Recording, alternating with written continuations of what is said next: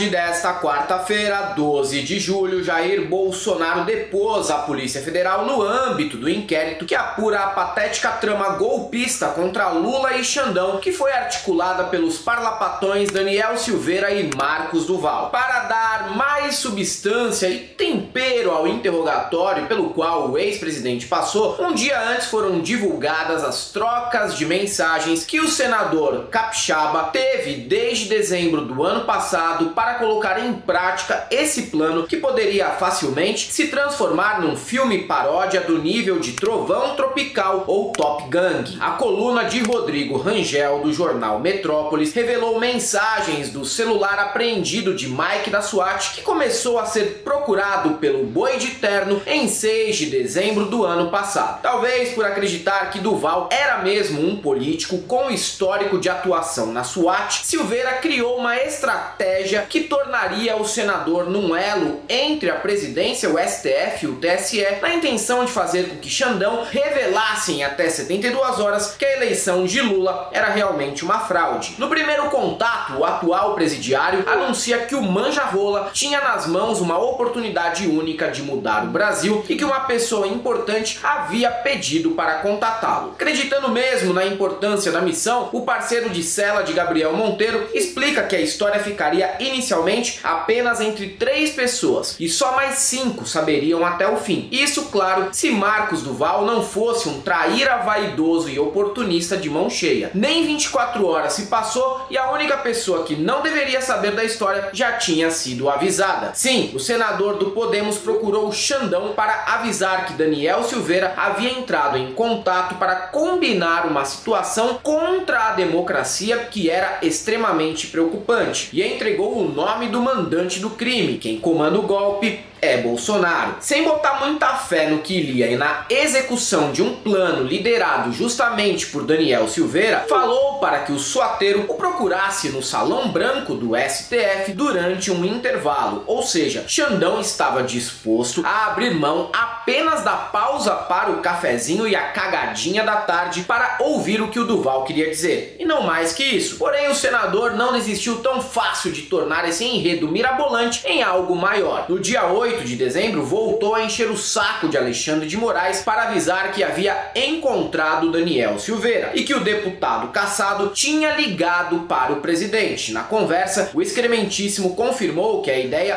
era mesmo derrubar o Nine. Xandão só visualizou e provavelmente revirou os olhos do outro lado da tela, imaginando: maldita hora que eu passei o meu zap para esse corno insuportável. Ao mesmo tempo que tentava ganhar moral atuando como X9 do Xandão, Mike da SWAT mantinha Daniel Silveira empolgadaço com a possibilidade de grampear o mesmo ministro do STF e então presidente do TSE. O ex-deputado chega a declarar que Duval se consagraria como herói, sem imaginar que menos de 6 meses depois o senador estaria conhecido nacionalmente por comparar o tamanho da rola dele com a de Flávio Dino. O capixaba então pergunta se as Forças Armadas poderiam amparar a missão, mas Dominique Torresmo prefere que ele ouça as promessas diretamente da boquinha pútrida do próprio presidente. Esse encontro acontece na Granja do Torto, envolto de mistérios e de cuidados para que eles não fossem vistos no Alvorada. Os 3 ficaram reunidos menos de 1 hora, o que nós já sabemos é tempo mais do que suficiente para combinar um golpe de Estado em um país minúsculo como o Brasil, não é mesmo? Em seguida, Silveira explica que já conseguiu as escutas e carros receptores para gravar Xandão assumindo que ele e Lula combinaram de fraudar as urnas, mas para não eleger apenas o Jair Bolsonaro. Por outro lado, ter um congresso com nomes como Mário Frias, Nicolas Conká, Maurício do Vôlei, Cleitinho, Deltan Dallagnol e Sérgio Moro deve ter sido um cenário bastante satisfatório e positivo na visão do petista. Duval explica que vai analisar os riscos e retornar, enquanto Silveira promete que se ele não extrair a verdade sobre o código-fonte, a gravação será descartada e o mito finalmente vai aceitar a derrota. O ex-deputado ainda garante que o senador estará respaldado por gente importante. Eu só queria entender, no entanto, o que Silveira considera considera importante, sendo ele membro de um partido presidido pelo infame Roberto Jefferson. No fim, faz mais um pedido para o suateiro: por favor, não seja fofoqueiro e mantenha a conversa só entre nós. O problema é que, a essa altura, Duval já tinha deixado a autoestima subir a cabeça e começou a pensar que, ao fazer um jogo duplo, poderia ganhar capital político e obrigar que Lula, Bolsonaro e Xandão virassem reféns dele. Sim, um senador de primeiro mandato que sempre foi visto como um oligofrênico incorrigível pelos políticos, chegou a confiar que poderia passar a perna nessas três figuras. Justamente nessas três. Naquele momento, Xandão já devia encarar a operação como folclore. Doval mandou novas mensagens avisando sobre o desenrolar da trama para o ministro, que passou a nem responder mais. Talvez a vontade de Alexandre fosse enviar um RS, um hahaha ou um kkk, mas seria esforço demais desviar a atenção do jogo do Corinthians para dar qualquer fio de esperança ou atenção pro manja. Ignorado, Duval resolve compartilhar a história com outras pessoas para certificar se realmente pode ser o novo herói brasileiro. Primeiro,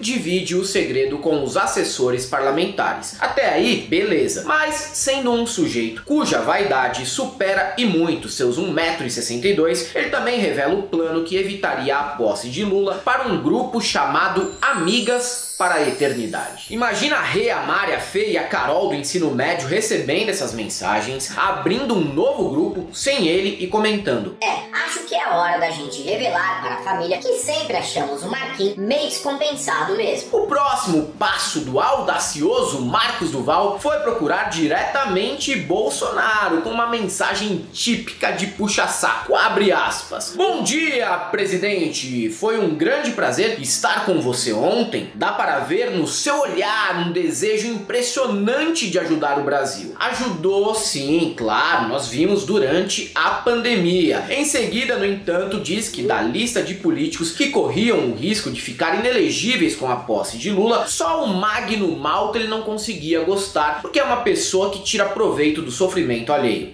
Eu nunca imaginei que diria isso, mas nesse ponto Duval está coberto de razão, mesmo sabendo que isso também é apenas fruto da disputa que os dois travam pelo eleitorado reaça do Espírito Santo. E finaliza: durante os últimos 4 anos não fiquei muito próximo, porque sei que isso sufoca e não queria trazer mais trabalho para o senhor. Agora detalhe para como Bolsonaro responde a esse textão. Um abraço! E só, se tem uma coisa que eu admiro no mito, é esse talento para cagar na cabeça de puxa-saco. No dia seguinte, Suateiro volta a procurar Xandão e avisa que a ideia da missão é não só colher provas para afastá-lo de suas funções, mas também para prendê-lo. Só que alerta que essa é a intenção apenas do Daniel Silveira. Jair, no entanto, supostamente nem queria isso. E conclui se autorrotulando um democrata que admira a coragem de Alexandre de Moraes e que outros detalhes só poderia passar pessoalmente. Duval é, no fim das contas, uma das pessoas mais falsas de Brasília. E olha que na capital federal o que não falta é gente querendo agradar todo mundo em troca de um pix. Sem resposta, Duval volta a pedir encontro com Xandão para explicar uma ação que ele considera esdrúxula, imoral e criminal, que era preparada por Daniel Silveira. Vencido pelo cansaço, o ministro do STF aceita o encontro em 13 de dezembro. No mesmo dia, Silveira pede para conversar com o senador, que só responde no fim do dia, e explica que, devido a outra função que exerce, teve que reportar o assunto para a inteligência americana e declina finalmente do convite para grampear o ministro. A pergunta que fica é: que outra função? Provavelmente nenhuma. O mais provável mesmo é que ele tenha esquecido de tomar a risperidona para evitar alucinações. No mês seguinte, Duval concede entrevista à Veja para revelar a história. Antes da publicação, mandou mensagem no grupo Amigas para a Eternidade, avisando que a matéria explodiria o Brasil, e para